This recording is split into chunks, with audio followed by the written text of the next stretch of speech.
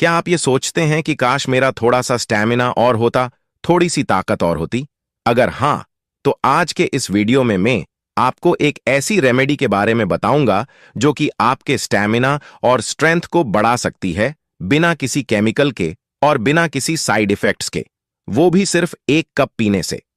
तो आज हम डिस्कस करेंगे एक यूनिक, सिंपल और पावरफुल आयुर्वेदिक रेमेडीज, क्योंकि बिना किसी रिस्क के आपको जो तनाव और टाइमिंग को नेचुरल बढ़ाने में आपकी मदद करेगी। और ये इतनी पावरफुल है कि सिर्फ 1 कप रोजाना पीने से ही आपको घोड़ों जितनी शक्ति दे सकती है।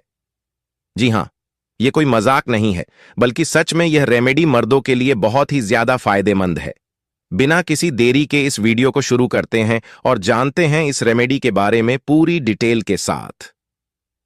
उससे पहले मित्र, आपसे निवेदन है कि कमेंट बॉक्स में जय सीताराम, जय हनुमान अवश्य लिखें, और आपको वीडियो पसंद आती है तो वीडियो को लाइक करना ना भूलें।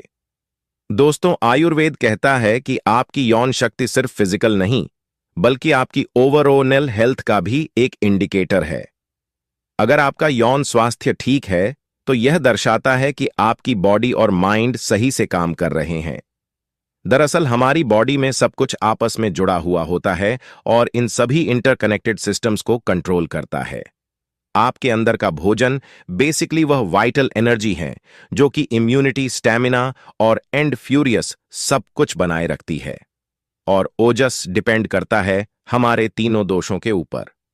दोस्तों, पुराने समय में ब्रह्मचर्य के लिए एक उचित शिक्षा दी जाती थी और लोग ब्रह्मचर्य को लेकर सजग रहा करते थे।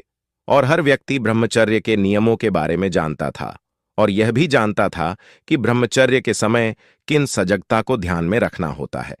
लेकिन बीच में समय ऐसा रहा जिसमें ब्रह्मचर्य की अवधारणा बिल्कुल लुप्त हो गई और लोग अपनी मनमानी का आचरण करने लगे। और ज्यादा दिक्कत तो तब आई जब इस आधुनिकता का प्रभाव लोगों पर पड़ने लगा और लोगों के पास इंटरनेट और मोबाइल पहुंचने लगा।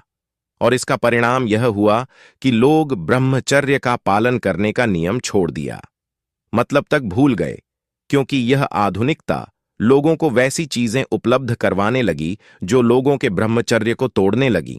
और लोग अपने मोबाइल में ऐसी चीजें खोजने लगे और ऐसे चलचित्र देखने लगे जिनसे आज की हमारी युवा पीढ़ी को बहुत ही बड़ी बड़ी नुकसान झेलना पड़ा। इसका असर लोगों को अपने शरीर पर देखने को मिला, मानसिक स्तर पर देखने को मिला। लोग इससे बहुत चिंतित हुए और इसको सही करने के लिए हर संभव प्रयास करने लगा। और धीरे धीरे ब्रह्मचर्य की अवधारणा फिर से लोगों में आने लगी और आज लोग ब्रह्मचर्य के बारे में सजग हो रहे हैं और इसके मतलब को समझकर इसे अपनाने का प्रयास कर रहे हैं। गौतम बुद्ध ने ब्रह्मचर्य के पालन पर अपने बहुत सारे उपदेशों में उपदेश दिया और आज हम इसी विषय पर बात करने वाले हैं कि ब्रह्मचर्य की शक्ति जो होती है उसको कैसे ठीक किया जाए, उसको कैसे सुधारा जाए। आज हम बात करेंगे ऐसे ही वीर्यवर्धक योग के बारे में जो ठीक करेगा। इसके साथ साथ तुम्हें कुछ और चीजों के बारे में ध्यान देना होगा। आप उन पर ध्यान देंगे तो आपको और भी अधिक लाभ प्राप्त होंगे और तेजी से आपको लाभ प्राप्त होंगे। चलिए सारी बातें बड़े विस्तार से और आसान शब्दों में समझते हैं।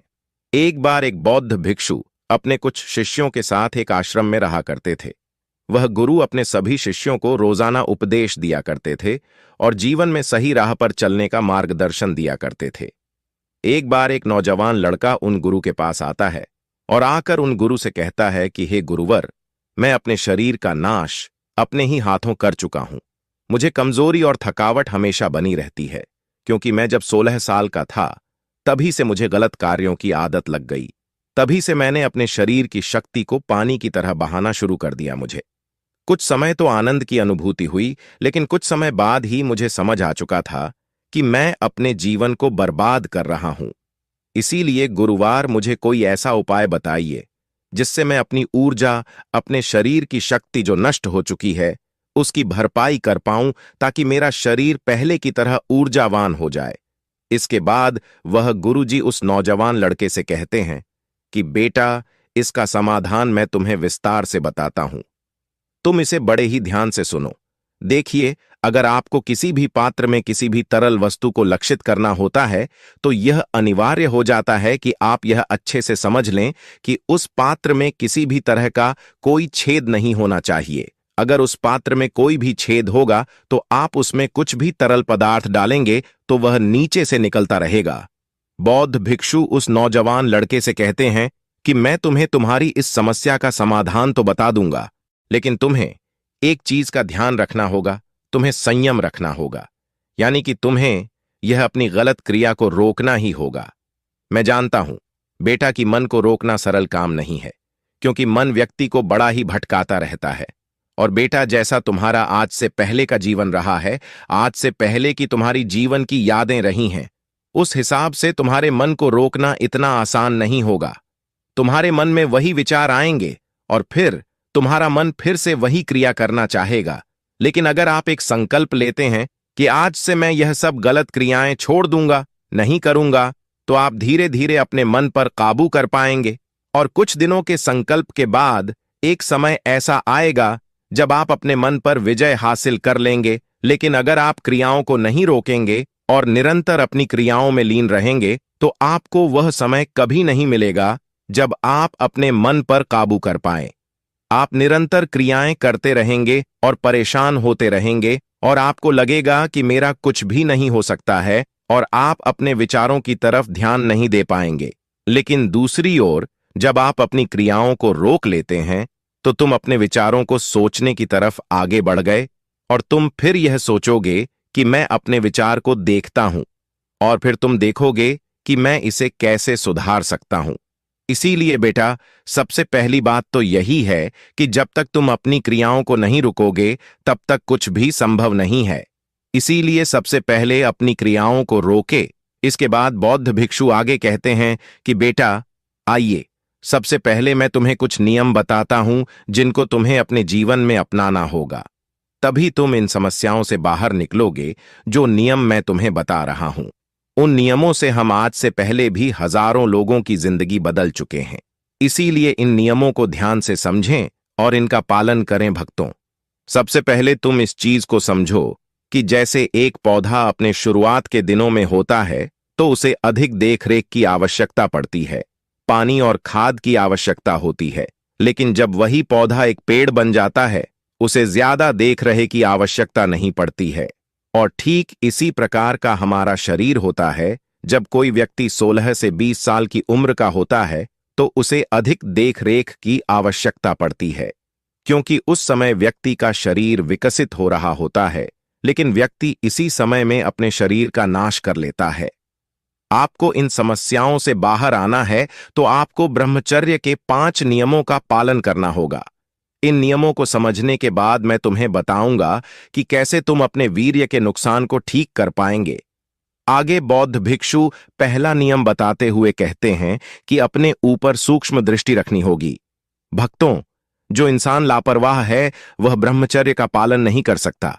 इसके लिए आपको समझना होगा कि अगर आपके मन में कोई छोटा सा भी विचार आता है काम से संबंधित, तो वह एक विचार ही आपको भ्रष्ट करने के लिए काफी है। इसको आप इस तरह से समझते हैं कि जैसे कोई एक भूसे के ढेर है, उस भूसे के ढेर में एक आग की चिंगारी भी लग जाती है तो वह एक आग की चिंगारी उस पूरे भूसे को जलाने के लिए काफी है। वह एक आग की चिंगारी उस भूसे को जलाकर राख कर देगी और तुम्हें पता भी नहीं चल पाएगा। वैसे ही आपके मन में पहले से ही बहुत सारे को संस्कार संग्रहित हैं और जैसे ही काम रूपी विचार आता है और आप उस विचार पर ध्यान देने लगते हैं, उसमें रुचि देने लगते हैं, तो भूसे की तरह वह एक विचार रूपी चिंगारी ही फिर से तुम्हारे मन को तृप्त कर देगी और आपके मन में पहले की जो स्मृतियां हैं वह पुनः उस चिंगारी से जल जाएगी और आपकी स्मृतियों में छिपी हुई काम वासना आपको पुनः गलत क्रियाएं करने के लिए प्रेरित करेगी। इसीलिए बेटा, बहुत जरूरी हो जाता है कि आप अपने विचारों की तरफ ध्यान दें। अगर कोई छोटा सा भी विचार आता है तो उसको पुनः हटाए आगे। बौद्ध भिक्षु दूसरा नियम बताते हुए कहते हैं कि आपको व्यायाम करना होगा। बेटा, अगर आप निष्क्रिय जीवन जी रहे हैं और व्यायाम नहीं करते हैं तो आप अपनी ऊर्जा को सही दिशा नहीं दे पाएंगे। आपने ब्रह्मचर्य का पालन तो किया, ऊर्जा भी संग्रहित की, लेकिन ऊर्जा का प्रयोग आप ठीक ढंग से नहीं करेंगे तो वे एक बनेंगे और गलत स्थानों पर आपकी ऊर्जा खर्च होना शुरू हो जाएगी। इसीलिए रोजाना आप 1 घंटे के लिए ऐसा मजबूत व्यायाम करें जिसमें आपका पसीना निकले, जिसको करने से आप थके, जिससे कि आपके शरीर में टूट फूट है, मांसपेशियां ब्रेक होती हैं, आपकी ऊर्जा उन मांसपेशियों को ठीक करने में लग जाए और इससे आपको बहुत ही अच्छे लाभ प्राप्त होंगे। अगर आप 1 घंटे का अच्छा व्यायाम करते हैं तो आपकी पाचन क्रिया मजबूत होगी, आपको कभी भी कब्ज की समस्या नहीं होगी, आपका मल अच्छे से निष्कासित होगा और आपकी ऊर्जा भी अच्छे कार्यों में लगेगी। आगे बौद्ध भिक्षु तीसरा नियम बताते हुए कहते हैं कि आपको आध्यात्म को अपने जीवन में धारण करना होगा। भागवत गीता में श्री कृष्ण जी कहते हैं कि यह जो मेरी माया है यह इंसान को फंसाए रखती है। अगर आप अपने आप को इस माया से बाहर निकालना चाहते हैं या फिर इस माया से ऊपर निकलना चाहते हैं तो मेरा नाम लेने से, मेरे से जुड़ने से, अपने मन को मेरे में निवेश करने से ही आप मेरी माया से ऊपर उठ सकते हैं। जब आपके शरीर में तमोगुण वृत्तियां बहुत ज्यादा बढ़ गई है, जब तक आप उन तमोगुण वृत्तियों से सतोगुण वृत्तियों में नहीं आएंगे तब तक आप ब्रह्मचर्य हैं। आपका मन तो चाहता है कि आप इस अंधेरे कोने में ही पड़े रहे, लेकिन आपको तो प्रकाश की ओर जाना है। इसीलिए आपको मन के विपरीत कार्य करना होगा। जैसे कि जब बर्तनों में चिकनाहट पैदा होती है तो उसके विपरीत साबुन के प्रयोग से हम उस चिकनाहट को हटा पाते हैं। ऐसा ही आपके मन के साथ होता है। इसको इस तरह से समझें, क्योंकि जो आपके मन का मेल है उसको साफ करने के लिए यह जो परमात्मा है वही एक ऐसा साबुन है जो आपके मन के मेल को साफ कर सकता है। तो ऐसे में जहां आपकी श्रद्धा है वहां उनके साथ आप जुड़े। ऐसा करने से आप चिंता से मुक्ति पा सकते हैं। ऐसा करने से आप खुश महसूस करेंगे। इसके बाद वह गुरु कहते हैं कि चौथा नियम है ब्रह्म मुहूर्त का प्रयोग करें, यानी आपको सुबह 4 बजे उठने का प्रयास करना चाहिए। आपको ब्रह्म मुहूर्त के समय का प्रयोग करना चाहिए। ब्रह्म मुहूर्त का महत्व इसलिए ज्यादा है क्योंकि समय भी अलग अलग प्रवृत्ति के होते हैं और ब्रह्म मुहूर्त का समय जो होता है यह सतोगुण प्रवृत्ति का होता है और दिन का समय रजोगुण प्रवृत्ति का होता है और रात्रि का समय तमोगुण प्रवृत्ति का होता है। सतोगुण प्रवृत्ति समय के दौरान आप ध्यान साधना और मन को शांत करने वाली क्रियाएं कर सकते हैं। इस समय में आप अपने ऊपर काम कर सकते हैं। सुबह का समय वात प्रधान होता है, यानी इस समय हमें शौच आदि से निवृत्त हो जाना चाहिए, लेकिन आप निवृत्त नहीं होते हैं। आप अपने मल को निष्कासित नहीं करते हैं तो आपका शरीर निष्कासन होता है। आपको स्वप्न दोष होता रहता है, यानी कि स्वप्न दोष की अधिक समस्याएं ब्रह्म मुहूर्त के दौरान ही होती हैं। इसीलिए आप ब्रह्म मुहूर्त में उठने का नियम बना लें और उठकर परमात्मा का नाम ले योग अभ्यास करें। इसके बाद गुरुजी 5वां नियम बताते हुए कहते हैं कि अपने आहार पर भी ध्यान दें। ब्रह्मचर्य का पालन करते समय लोगों को यह परेशानी आती है कि वह प्याज और लहसुन के प्रयोग पर नियंत्रण नहीं कर पाते हैं, क्योंकि लहसुन प्याज ब्रह्मचर्य पालन करने वाले व्यक्तियों के लिए सही नहीं है। लेकिन प्याज लहसुन से भी बुरा आपके लिए बासी भोजन होता है, जैसे कि जंक फूड, फास्ट फूड आदि। इसीलिए आप पहले उन चीजों को छोड़ने का प्रयास करें जो आपके लिए ज्यादा हानिकारक है। आप लहसुन प्याज को छोड़ पाते हैं तो अच्छी बात है, लेकिन अगर उन्हें नहीं छोड़ पाते हैं तो आप इन फास्ट फूड, जंक फूड इनको जरूर छोड़ दें। आपके लिए छोड़ना बहुत अनिवार्य हो जाता है। इसके अलावा ब्रह्मचर्य का पालन करने वाले लोगों को अपना रात का खाना बिल्कुल हल्का खाना चाहिए। इसके साथ ही आपको पौष्टिक भोजन करना चाहिए ताकि आपके शरीर को ताकत मिल सके। इसके बाद वह बौद्ध भिक्षु उस लड़के से कहते हैं कि मैंने तुम्हें कुछ नियम तो बता दिए हैं जो तुम्हें ब्रह्मचर्य पालन करते समय ध्यान में रखनी चाहिए। आइए अब मैं तुम्हें एक योग बताता हूं जिसकी मदद से ब्रह्मचारी अनाज की क्षति की भरपाई तुम जल्दी से कर पाओगे। इसके लिए तुम्हें सबसे पहली चीज जो इस्तेमाल करनी है वह है मखाना मखाने। आपको 100 ग्राम की मात्रा में लें और इनको सूखे ही रोस्ट करना है। मखाने में आपको एंटीऑक्सीडेंट मिलते हैं जो फ्री रेडिकल को रोकते हैं और आपके शरीर को एक अच्छी स्थिति में लेकर जाते हैं। इसमें कैल्शियम, फास्फोरस और मैग्नीशियम जैसे तत्व पाए जाते हैं जो आपकी मांसपेशियों के लिए, आपकी हड्डियों के लिए बहुत ही उपयोगी है। दूसरे स्थान पर आपको चने का प्रयोग करना है। भुने हुए चनों का प्रयोग आपको इसके छिलके के साथ ही करना है। अगर आप इसका छिलका उतार देंगे तो इसमें से फाइबर की मात्रा कम हो जाएगी। आपको 100 ग्राम की मात्रा में भुना हुआ चना लेना है।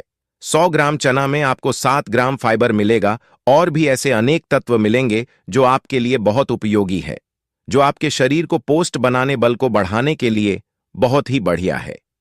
आपको छुहारे का प्रयोग करना है। छुहारा आपकी धातु को पोस्ट करने के लिए, शरीर की कमजोरी को दूर करने व बल को बढ़ाने के लिए बहुत ही उपयोगी है।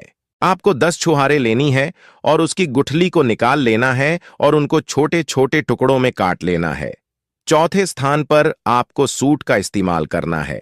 शूट एक ऐसी चीज है जो आपकी जठराग्नि को बढ़ाने के लिए बहुत ही तेजी से काम करती है। जठराग्नि के बढ़ने के कारण जो भी आपके शरीर में जाएगा वह ठीक प्रकार से तुम्हारे शरीर को लगेगा। इस नुस्खे के सभी गुण आपको अच्छे से मिल पाएंगे क्योंकि सोट आपके पाचन को सही करता है। आपको इस नुस्खे को बनाने के लिए 2 चम्मच की मात्रा में सोट लेना है। 5वें स्थान पर आपको सफेद मूसली का प्रयोग करना है। यह आपको 4 चम्मच की मात्रा में लेनी है। और 6ठे स्थान पर आपको अश्वगंधा का प्रयोग करना है। यह आपकी मानसिक स्थिति को अच्छा बनाए रखने के लिए और उसको ठीक करने के लिए बहुत ही अच्छी औषधि है। आपकी चिंता को दूर करेगी। यह आपके टेस्टोस्टेरोन को बढ़ाने के लिए भी बहुत सहायक है और आपके स्टेमिना को बढ़ाने के लिए भी यह बहुत अच्छा कार्य करती है। इसकी भी आपको 4 चम्मच लेनी है। और 7वें और अंतिम वस्तु है मिश्री। आपको इसमें 100 ग्राम की मात्रा में मिश्री कूट कर डालनी है और इसका पाउडर बनाकर आपको इसमें डालना है। इससे आपका यह मिश्रण मीठा हो जाएगा और यह आपके बल को बढ़ाने और शरीर को पुष्ट करने में बहुत ही फायदा करेगा। इसके बाद आपको चना, मखाना और छुआरे इनको मिश्री में डालकर ग्राइंड करना है और अश्वगंधा, सफेद मूसली आदि जो पाउडर की अवस्था में है उनको ग्राउंड करने की कोई जरूरत नहीं है। इसके बाद इन सभी को एक जगह मिलाकर रखें और एक कांच के बर्तन में ढककर रख दें। इसके बाद वह गुरु कहते हैं कि बेटा, अब तुम यह समझो कि तुम्हें इसको कब और कैसे प्रयोग में लेना है। तो यह इतनी ही मात्रा में बना होगा जिसका प्रयोग तुम 1 महीने तक कर पाओगे। इसकी 1 चम्मच सुबह और 1 चम्मच शाम को प्रयोग करनी है, या फिर केवल आप 1 चम्मच ही शाम को प्रयोग कर सकते हैं। यह भी आपके लिए ठीक रहेगा।